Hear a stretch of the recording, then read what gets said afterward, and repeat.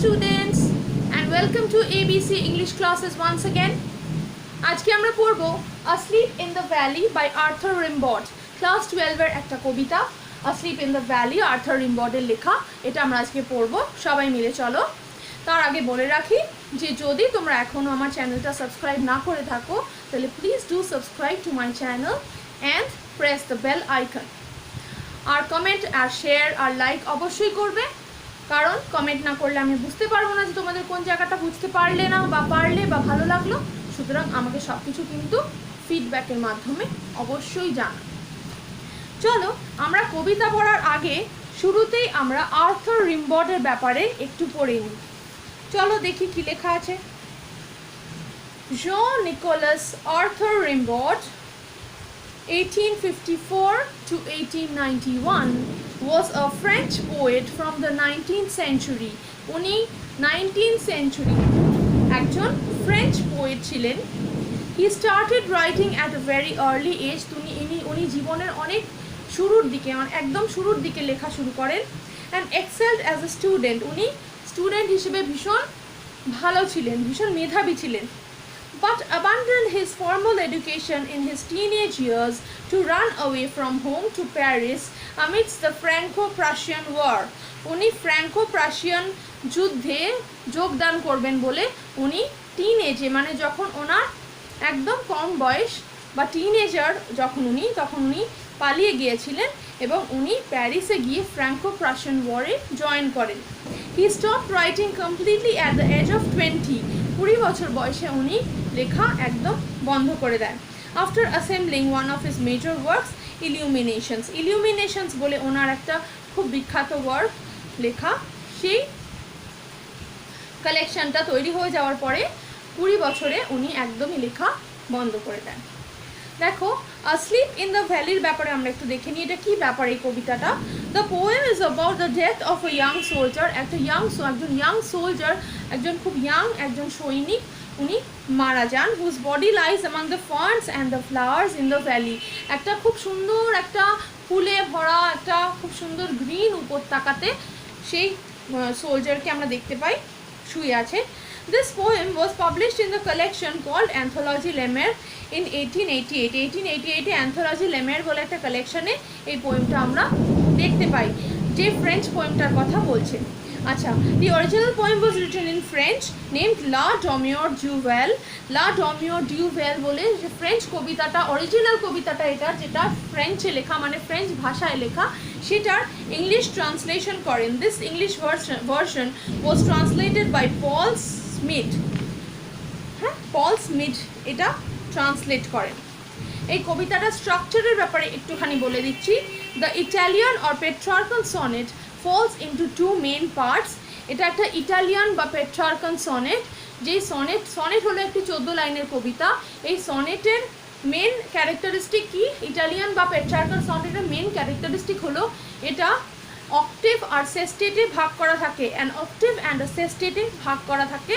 Octave হলো প্রথম 8 line আর সেস্টেট হলো দ্য লাস্ট 6 লাইনস। তাহলে octave is the first 8 lines and sestet is the last 6 lines. Okay, তাহলে এই জানলাম আমরা স্ট্রাকচারের ব্যাপারে। কবিতাটার একটা অদ্ভুত রাইম স্কিম আছে। দেখো rhyme scheme, it has got a rhyming scheme of A B C B D E F E G G H I I J। তাহলে একটু অদ্ভুত রাইম স্কিমটা, এরকম রাইম স্কিমের কবিতা আমরা জেনারেলি পড়িনি। তো এ বি এরকম রাইম থাকে, কিন্তু এখানে দেখো এ বি, তারপরে এ নেই, সি বি, তারপর D E F E G G H I I J. তাহলে এটা হলো আমাদের রাইম স্কিম। এবার চলো আমরা কবিতাটা পড়ি। Asleep in the Valley by Arthur Rimbaud. A small green valley where a slow stream flows and leaves long strands of silver on the bright grass. তাহলে কি বলছে? প্রথমেই দেখো কবিতাটা শুরুতে একটা খুব সুন্দর একটা উপত্যকার বর্ণনা দিয়ে কবিতাটা শুরু। A description of a beautiful valley. বলছে একটা ছোট্ট গ্রিন সবুজ valley where a slow stream flows. একটা সরু পাহাড়ি একটা ঝর্ণা বয়ে যায়। A slow stream flows, আস্তে আস্তে বয়ে যাওয়াকে বলে ফ্লো করা। And leaves long strands of silver on the bright grass, তাহলে কি বলছে যে চকচকে সবুজ ঘাসগুলো রয়েছে উপত্যকায়, তার উপরে জল ছিটিয়ে দিয়ে যায়, তাই জন্য ঘাসের উপরে জল ছিটিয়ে দেয় বলে ঘাসগুলোকে সিলভার কালার হয়ে যায় ঘাসগুলো ওগুলো। and leaves long strands of silver on the bright grass, মানে লম্বা লম্বা ঘাসের পাতাগুলোতে জল লেগে সেগুলো সিলভারি হয়ে যায়। From the mountain top stream the sun's rays they fill the hollow full of light, তাহলে কি বলছে যে মাউন্টেন টপ থেকে, পাহাড়ের ওপর থেকে সূর্যের আলো এসে পড়ে, সানের রেজ এসে পড়ে। আর ভ্যালিটা তো একটা, ধরো দুটো পাহাড়ের মাঝখানে একটা উপত্যকা হয়, তাই তো? ভ্যালি তো একটা গর্ত, একটা হলো মতো জায়গা, একটা ঢোকা মতো জায়গা, তাই তো? দুদিকে পাহাড় থাকে, তার মাঝখানে থাকে ভ্যালি। তাহলে বলছে যে এত সুন্দর সূর্যের আলো এসে পড়েছে ভ্যালিটার উপরে, যেন মনে হচ্ছে যে ভ্যালিটা ভর্তি, মানে সূর্যের আলোতে, সূর্যের রেজে ভ্যালিটা পুরো ভর্তি হয়ে যাচ্ছে। The entire surrounding is actually mellowed by sunlight, খুব সুন্দর একটা হালকা সূর্যের আলোয় ভরে গেছে ভ্যালিটা। চলো নেক্সট 4 লাইন্স দেখি আমরা। আ সোলজার, দেখো একটা সোলজারকে আমরা, একজন সোলজারকে ইন্ট্রোডিউস হচ্ছে পোয়েমে। আ সোলজার ভেরি ইয়াং, তাহলে সোলজারের প্রথম ডেসক্রিপশনই হলো যে যে সোলজারের কথা আমরা বলছি সে ভীষণই ইয়াং, তার কিন্তু একদম বেশি বয়স না। Very, the poet could have use the word young only, শুধুমাত্র ইয়াং ওয়ার্ডটা উনি ইউজ করতে পারতেন, কিন্তু উনি বলেছেন কি ভেরি ইয়াং, মানে একজন সোলজার যে খুব কম বয়স, তার খুবই অল্প বয়স। লাইজ ওপেন মাউথ, এবার আমাদের একটু খটকা লাগে যে ঘুমিয়ে আছে কিন্তু হাঁ করে ঘুমিয়ে আছে, why is he open mouth? তাহলে এটা একটা অদ্ভুত খটকা লাগা জায়গা। এত সুন্দর একটা ভ্যালিড ডেসক্রিপশন যে কবিতাটা শুরু, সেখানে একজন সোলজার শুয়ে আছে, সে ওপেন মাউথ। এবার দেখো আবার সুন্দর ইমেজে চলে আসি আমরা। A pillow made of fern beneath his head, তার মাথার তলার বালিশটা কিন্তু একটা ফার্নের লেয়ার। ফার্ন হচ্ছে এক ধরনের গাছ যেটা ভেলভেটি হয়, ভেলভেট খুব মখমলের মতো হয়, ওকে ফার্ন। তাহলে বলছে তার মাথার তলার বালিশটা একটা ফার্নের লেয়ারের বালিশ। asleep, সোলজারটা ঘুমিয়ে আছে। stretched in the heavy undergrowth, তাহলে ও লম্বা হয়ে শুয়ে ঘুমিয়ে আছে, এবং আন্ডারগ্রোথ হচ্ছে তার, সে যেখানটা ঘুমিয়ে আছে, সে একটা ঘাসের খুব সুন্দর গ্রিন বিছানার উপরে ঘুমিয়ে আছে। pale in his warm green sun-soaked bed, তাহলে দেখো এত সুন্দর সানলাইট যে ভ্যালিতে, সেখানে সোলজারের মুখটা পেল কেন? Why is the face of the soldier pale?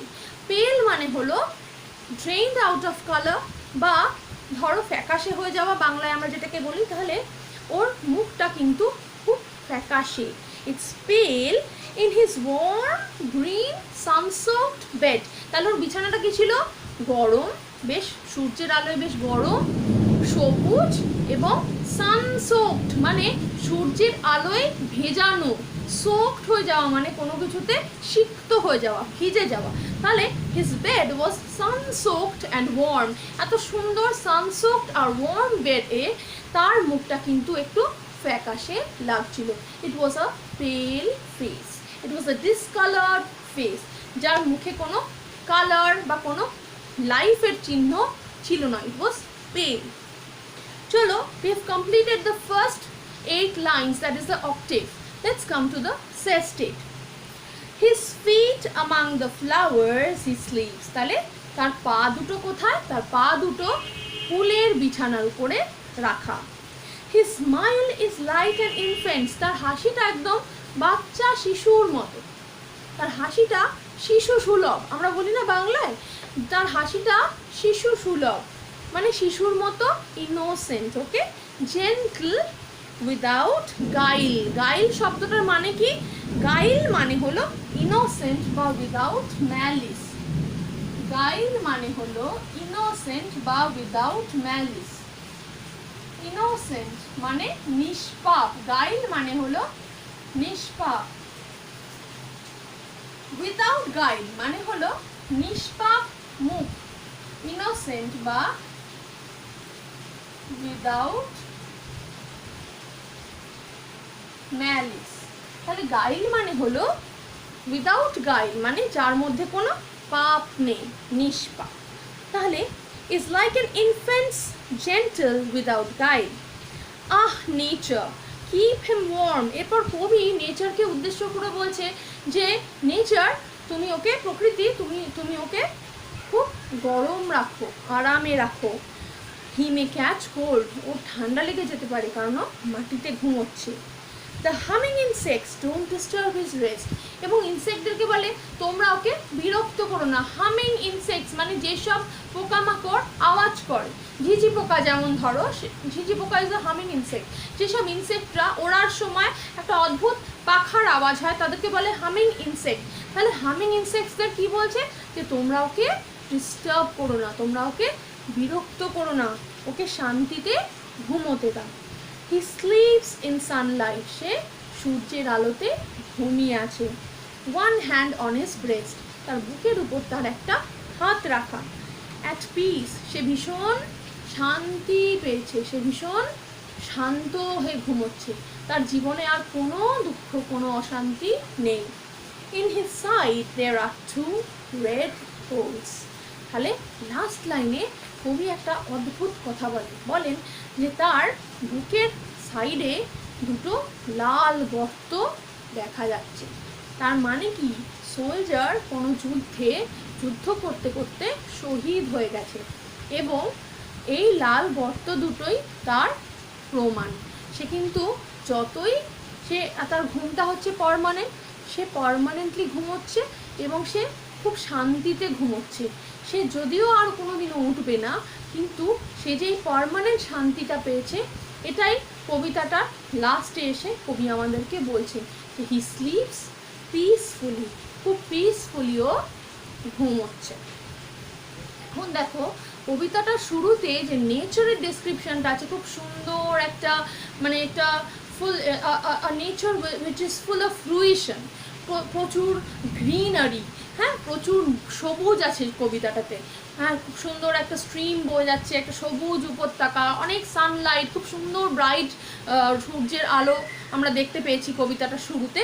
কিন্তু কবিতাটা শেষে এসে এরকম অদ্ভুত একটা কন্ট্রাস্ট দিয়ে কবিতাটা কিন্তু শেষ হচ্ছে। সেটা একটা অদ্ভুত ব্যাপার আছে কবিতাটার মধ্যে। এরপর চলো আমরা এটার স্ট্যান্জা ওয়াইজ একটু সামারিটা দেখে নিই। দেখো প্রথম অক্টেভের সামারিটা তোমরা একটু স্ক্রিনে দেখো, আমি পড়ছি। The poet takes us to a small green valley which is the setting of this sonnet. একটা সনেটের সেটিং হলো একটা লোকেশন, যেটার ব্যাপারে কবিতাটা লেখা, সেটা হলো সেটিং। যেই লোকালয়ে, যেই জায়গার ব্যাপারে, যেই জায়গার সেটিং ব্যাকগ্রাউন্ডে কবিতাটা লেখা, সেটাকে বলে সেটিং অফ দ্য সনেট। এই সনেটটার সেটিং কোথায়? একটা স্মল গ্রিন ভ্যালি হচ্ছে এর সেটিং। A stream flows through the valley, একটা ছোট্ট পাহাড়ি নদী ভ্যালি দিয়ে বয়ে যাচ্ছে। Leaving silvery drops of water on the strands of grass, গ্রাসের স্ট্র্যান্ডসে ফোটা ফোটা সিলভারি ড্রপস, সিলভারি জলের রেখা রেখে যাচ্ছে স্ট্রিমটা। Sunlight fills this small valley with light as it filters from the mountain top. Mountain top থেকে যে সূর্যের আলোটা এসে ভ্যালিতে পড়ছে, সেটা ভ্যালিটাকে একদম ভরিয়ে দিয়েছে। নেক্সট 4 লাইনস দেখো। A soldier is lying asleep in this valley. একটা সোলজার সে ভ্যালিটাতে ঘুমোচ্ছে। And he is said to be very young. সে খুব ইয়াং একজন soldier. The thick undergrowth makes for a soft, comfortable bed with ferns serving for the pillow under the soldier's head. সোলজারের হেডের তলায় ফার্নের একটা layer, যেটা ওর বালিশ হিসেবে রয়েছে ওর মাথার তলায়। Although it is an image of comfort, the words open mouthed and pale give us a sense of the contrary. যদিও এটা খুব সুন্দর একটা, খুব কমফোর্টেবল একটা বিছানায় আরাম করে ঘুমোচ্ছে এরকম একটা ছবি আমাদের কাছে তুলে ধরেছেন কবি, কিন্তু দুটো শব্দ পড়ে আমাদের একটু অদ্ভুত লাগে। সেটা দুটো হলো ওপেন মাউথড আর পেল। যে শব্দ দুটো একটুখানি আমাদের মনে একটা খটকা জায়গায়, যে হঠাৎ ও ওপেন মাউথ বা কেন, বা ও ডিসকালার্ড বা কেন। ওর মুখে কোনো লাইফের ছবি বা লাইফ দেখায়, লাইফ জাগিয়ে তোলে যে কালার, সেই কালারটা ওর মুখে নেই কেন? Sometimes something about the appearance of the soldier seems unnatural and abnormal. Or appearance, ওকে যেমনভাবে শুয়ে রয়েছে সেটা দেখে একটু অদ্ভুত, একটু অ্যাবনর্মাল লাগছে আমাদের দেখতে। Look at the last 6 lines. The final stanza portrays the soldier almost as a slumbering infant. Last স্ট্যান্সাতে আমরা এসে কবি বলেন আমাদের যে যে সোলজার ঘুমিয়ে আছে সেই সোলজারকে অলমোস্ট একটা শিশুর মতো সে ঘুমিয়ে আছে। This expression, his expression is gentle and without malice. তার এক্সপ্রেশনটা খুব জেন্টল, খুব মৃদুভাবে সে হাসছে বা মনে হচ্ছে সে যেন হাসছে, তার এক্সপ্রেশনটা খুব innocent. Okay, since nature has seemed to prepare a bed for the soldier, the poet calls on nature and asks her to keep him warm. তাহলে নেচার, মনে হচ্ছে যেন নেচার একটা খুব সুন্দর বিছানা তৈরি করে দিয়েছে সেই সোলজারের জন্য, আর পোয়েট নেচারকে ডাকছে আর বলছে যে তুমি নেচার, তুমি ওকে ওয়ার্ম রেখো, ওর শরীরটা যেন ঠান্ডা না হয়ে যায়। We realize that the young soldier is not merely asleep but dead in nature's lap. আমরা বুঝতে পারি যে এই সোলজার কিন্তু শুধুমাত্র ঘুমিয়ে নেই, এ কিন্তু অ্যাকচুয়ালি মারা গেছে।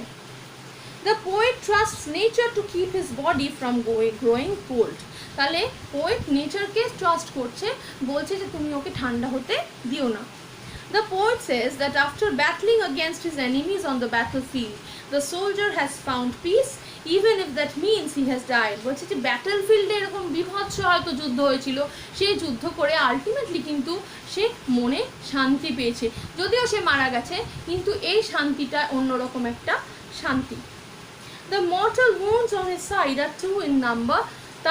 তার যে ক্ষত হয়েছে, যে ক্ষতর জন্য সে মারা গেছে, সেই কটা ক্ষত আছে, তার বুকের উপরে 2টো ক্ষত চিহ্ন আছে। And reiterate the idea that the soldier is dead and is sleeping never to wake again. তাহলে এটা বোঝায় যে তার ক্ষত চিহ্ন ছবি দেখে আমরা এটা বুঝতে পারি যে সে মারা গেছে আর সে কোনোদিন আর উঠবে না। The poem actually is about, দেখো, the futility of war. Actually যুদ্ধ কতটাই অপ্রয়োজনীয়। ফিউটিলিটি মানে যেটার কোনো ইউটিলিটি নেই, সেটাই হলো futility of war. The image of fruition in the poem, এত যে সুন্দর গ্রিন ভ্যালি, একটা খুব সুন্দর দিয়ে পোয়েমটা শুরু, সেটা reveals the stark contrast between the living nature and the very young soldier who is dead. তাহলে একটা জীবন্ত প্রকৃতি আর একজন সোলজার যে মারা গেছে, তার মধ্যে একটা অদ্ভুত কন্ট্রাস্ট দেখাচ্ছে, হ্যাঁ, একটা অদ্ভুত মানে পার্থক্য দেখাচ্ছে। This poignant contrast is also between the barrenness of man-made war and the bountiful nature. নেচারের এত পরিপূর্ণ একটা প্রকৃতির দৃশ্য, তার সাথে মানুষ যে মানুষ কতটাই ফিউটাইল একটা ক্রিচার, যে নিজেদেরকে ওয়ারে ইন্ডালজ করে, যে নিজেরা ভালোভাবে না থেকে, পিসফুলি না থেকে তারা কি করে, তারা যুদ্ধ করে। তাহলে the futility of the existence of man because they often indulge in war, আর তারা কি করে, যুদ্ধ করে যেটা কোনো কাজে লাগে না, যেটা is futile. The barrenness of war is also revealed in the poem. আর নেচারটা, তার এগেনস্ট এই নেচার এবং ন্যাচারাল বিউটিটা কত সুন্দর, সেটা আমরা এই পোয়েমটা পড়লে খুব সুন্দরভাবে বুঝতে পারি। আচ্ছা, দেখো, ওয়ার পোয়েটস, ইনি তো ফ্রেঞ্চ পোয়েট, আমরা প্রথমেই পড়লাম যে Arthur Rimbaud is a French poet. উনি কিন্তু ফ্র্যাঙ্কো প্রাশিয়ান ওয়ারে উনি কিন্তু ইনভলভ ছিলেন, উনি যুদ্ধ করেছিলেন। দেখো, এছাড়াও কিছু ব্রিটিশ ওয়ার পোয়েটস আছে যাদের নাম আমি এই পোয়েমটার পরে না করলেই নয়। তোমরা এই পোয়েটসের কিছু কবিতা যদি কোথাও পাও, নেটে পাও, তাহলে অবশ্যই পড়ে দেখবে যে ওয়ার পোয়েমস কী ধরনের হতে পারে, বা এখান থেকে কিছু রেফারেন্স, কোটেশনস, ছোটো ছোটো ফ্রেজেস বা লাইন্স তোমরা নিয়ে তোমাদের আনসার্স এনরিচ করতে পারো। যেমন ধরো, ব্রিটিশ ওয়ার পোয়েটসের খুব বিখ্যাত কিছুজন হলেন Wilfred Owen, Robert Graves, Siegfried Sassoon, Rupert Brooke and Edward Thomas. তাহলে এছাড়াও আরও কিছু পোয়েটস আছে, কিন্তু খুব বিখ্যাত কিছু জনের নাম আমি বললাম, দেখো আমি লিখে দিচ্ছি বোর্ডে, তোমাদের সুবিধে হবে। Wilfred when,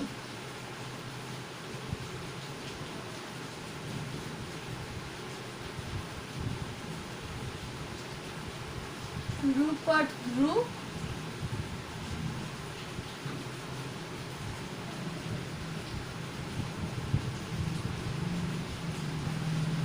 Wilfred Owen, Rupert Brooke, Robert graves,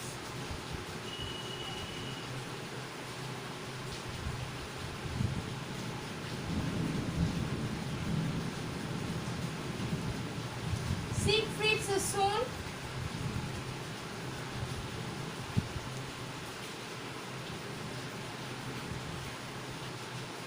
Edward Thomas.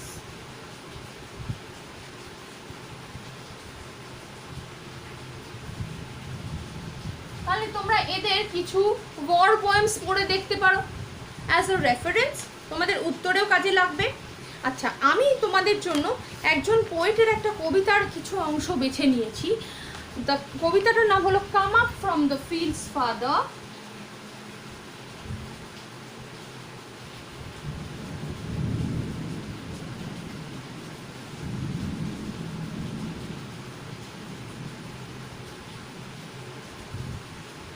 এই কবিতাটা ওয়াল্ট হুইটম্যানের লেখা,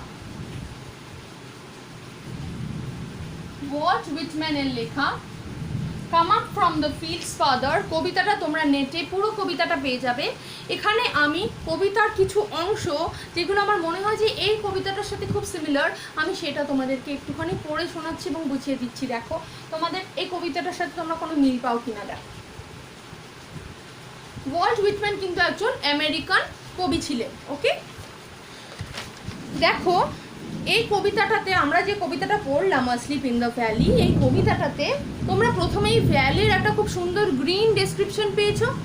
তাহলে এই come up from the fields father কবিতাটাতেও আমরা খুব সুন্দর একটা অটমের ডেসক্রিপশন পাই, autumn season. Okay, autumn is a season of fruition কিন্তু। তাহলে বলছে, দেখো আমি কবিতাটার ছোট ছোট অংশ তোমাদের পড়ে শোনাচ্ছি। Lo, 'tis autumn, lo, where the trees deeper green, yellower and redder, cool and sweeten Ohio's villages with leaves fluttering in the moderate wind, where apples ripe in their orchards hang, and grapes on the trellised vines. Smell you the smell of grapes on the vines?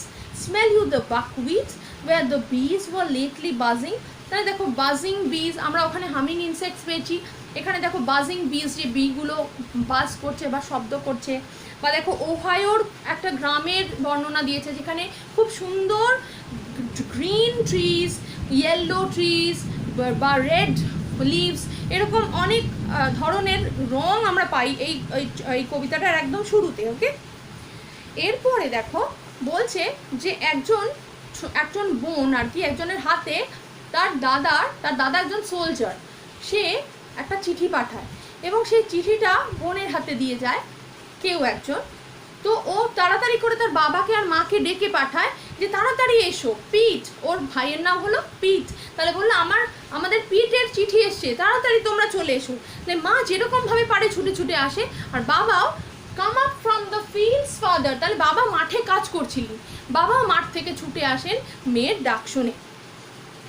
দেখো মা বলে, open the envelope quickly, O this is not our son's writing, yet his name is signed। বলছে, আরে এটা তো পিটের হাতের লেখা না, তা ওর নামটা তো সাইন করা আছে। ও a strange hand writes for our dear dead son, O stricken mother's soul। বলছে মা ঠিক বুঝতে পারেন যে ছেলে নিজের হাতে কেন চিঠি পাঠায়নি। all swims before her eyes, flashes with black, she catches the main words only। চিঠিতে শুধু মেন শব্দগুলোই মা পড়ে উঠতে পারেন। sentence is broken, gunshot wound in the breast, cavalry skirmish, taken to hospital, at present low but will soon be better। তাহলে চিঠিতে কি লেখা থাকে? চিঠিতে লেখা থাকে যে বুকে গুলি লেগেছে এবং হসপিটালে তাকে নেওয়া হয়েছে, কিন্তু এখন সে খারাপ থাকলেও পরবর্তীকালে ভালো হয়ে যাবে। কিন্তু দেখো তারপরে লাস্টের কটা লাইন দেখো, see dearest mother, the letter says Pete will soon be better। তাহলে মেয়ে সান্ত্বনা দিচ্ছে, মেয়ে হঠাৎ করে বড় হয়ে গেছে, মেয়ে কিন্তু ছোট্ট, কিন্তু মেয়ে হঠাৎ করে বড় হয়ে গিয়ে বলছে মা দেখো লেটারে কিন্তু লেখা আছে যে পিঠ ভালো হয়ে যাবে, কিন্তু মা কিন্তু জানেন সামহাও যে পিঠ আর কোনোদিনও ভালো হবে না, পিঠ আর কোনোদিনও ফিরে আসবে না। Alas poor boy, he will never be better, nor maybe needs to be better, that brave and simple soul বলছে আমি জানি ও আর কোনোদিনও ভালো হবে না। While they stand at home at the door, he is dead already. তারা যখন বাড়ির দরজায় দাঁড়িয়ে দাঁড়িয়ে চিঠিটা পড়ছে, তখন পিঠ আর কিন্তু ওদের মধ্যে নেই, পিঠ ওদের ছেড়ে অলরেডি চলে গেছে। 30, the only son is dead.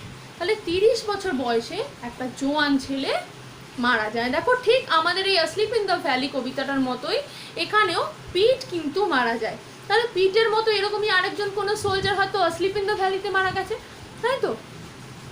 তাহলে আমরা একটা কবিতা পড়লাম আর তার রেফারেন্স হিসেবে আমরা ঠিক সিমিলার আরেকটা কবিতা পড়লাম যেটার নাম হচ্ছে come up from the fields father. তোমাদের যদি ইন্টারেস্ট থাকে তোমরা এই কবিতাটা পুরো কবিতাটা তোমরা নেট থেকে পড়তে পারো। ওকে, তাহলে আজকের মতো এইটুকুই। আমি আশা করছি তোমরা কবিতাটা বুঝতে পেরেছো। এটা খুব ছোট এবং সোজা একটা কবিতা। যদি কোনো প্রবলেম হয়, কোথাও কোনো অসুবিধা হয়, তাহলে আমাকে অবশ্যই কমেন্ট বক্সে লিখে জানাতে ভুলবে না। আর কেউ যদি সাবস্ক্রাইব এখনও না করে থাকো চ্যানেলটা প্লিজ সাবস্ক্রাইব করে বেল আইকনটা প্রেস করে রেখো। আজকের মতো আসি, বাই বাই।